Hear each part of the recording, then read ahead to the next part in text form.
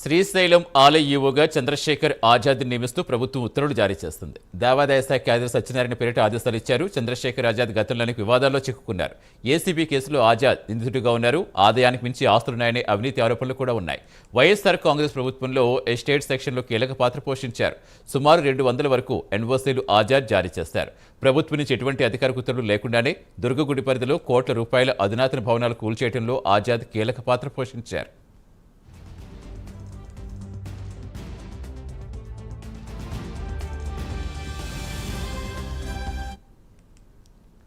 పూర్తి సమాచారం ఇచ్చేందుకు మా కరెస్పాండెంట్ శ్రీనివాస్ జరుగుతున్నారు. శ్రీనివాస్, శ్రీశైల ఆలయ ఈవోగా ఆజాద్ నిమిస్తూ ఆల్రెడీ ఉత్తర్వులు వచ్చాయని చెప్తున్నారు. మరి చాలా రకాల మా విమర్శలు వినిపిస్తున్నాయి. అసలు ఏం జరిగింది, ఏం చెప్తున్నారు?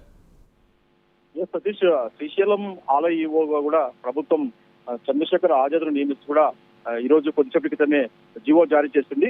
అయితే గతంలో ఉన్న అక్కడ ఈవోని బదిలీ చేసిన నేపథ్యంలో అక్కడ ఇన్ఛార్జ్ ఈవోగా డిప్యూటీ ఈవో కొనసాగుతూ వస్తున్నారు. అయితే ఆయన స్థానంలో దేవాదాయ శాఖ ఉన్నతాధికారిగా ఉన్న చంద్రశేఖర్ ఆజాద్ ను శ్రీశైలం ఈవోగా నియమిస్తూ కూడా ప్రభుత్వం ఒక నిర్ణయం తీసుకుంది. ఈ మేరకు కూడా ఆదేశాలు జీవో జారీ చేస్తూ కూడా ప్రభుత్వం ఆదేశాలు జారీ చేసింది. అయితే గతంలో చంద్రశేఖర్ ఆజాద్ గా కూడా గత వైసీపీ పాలన కూడా అతని పైన పలు ఆరోపణలు అక్రమ ఆరోపణలు ఉన్నాయి. అతని పైన అక్రమ ఆస్తులు సంపాదించినట్టు కూడా పెద్ద ఆరోపణలు ఉన్నాయి. అయితే అతను గతంలో ఒక ఎస్టేట్ అధికారిగా ఉన్నత అధికారిగా ఉన్నప్పుడు సమయంలో కూడా పలు అక్రమాలకు పాల్పడినట్టు కూడా అతని పైన పెద్ద ఎత్తున కూడా ఆరోపణలు ఉన్నాయి.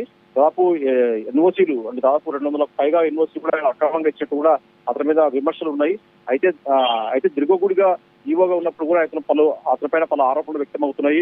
అతను ప్రభుత్వం నుండి అధికారుల నుంచి ఎలాంటి అనుమతి లేకుండా కూడా అక్కడ కొన్ని భవనాలు కూడా కూల్చివేసినట్లు కూడా అతని పైన ఆరోపణలు ఉన్నాయి. దుర్గగుడిగా ఈవోగా ఉన్నప్పుడు కూడా ఆయనపై పలు విమర్శలు కూడా వ్యక్తమయ్యాయి. ఈ నేపథ్యంలో అలాంటి వ్యక్తిని అంటే గత ప్రభుత్వంలో కీలకంగా వ్యవహరించి అక్రమాల ఆరోపణలు ఉన్న వ్యక్తిని తిరిగి ఇతరు కీలకమైన రాష్ట్రంలో యొక్క ప్రముఖ శైవక్షేత్రంగా ఉన్న శ్రీశైలం బ్రహ్మరాంబ మల్లికార్జున ఆలయానికి ఈవోగా నియమించడం పట్ల కూడా పెద్ద ఎత్తున విమర్శలు వ్యక్తం అవుతున్నాయి. ఈ నేపథ్యంలో కూడా మరి ప్రభుత్వం అతని గురించి ఎలా ముందుకు చూడాల్సి ఉంటుంది. అయితే చంద్రశేఖర్ ఆజాద్ గతంలో కూడా పలు ఆరోపణలు అతని మీద పలు విమర్శ కూడా ఉన్న నేపథ్యంలో అతన్ని కీలకమైన స్థానం నియమించడం పట్ల కూడా పలు విమర్శలు వ్యక్తం అవుతున్నాయి. మరి ప్రభుత్వం అతన్ని ఆజాద్ ని శ్రీశైలం కొనసాగిస్తుందా, మరి ఏమైనా నిర్ణయం మార్చుకుంటుందా అని చెప్పి చూడాల్సి ఉంటుంది. Satish, right, thank you Srinivas.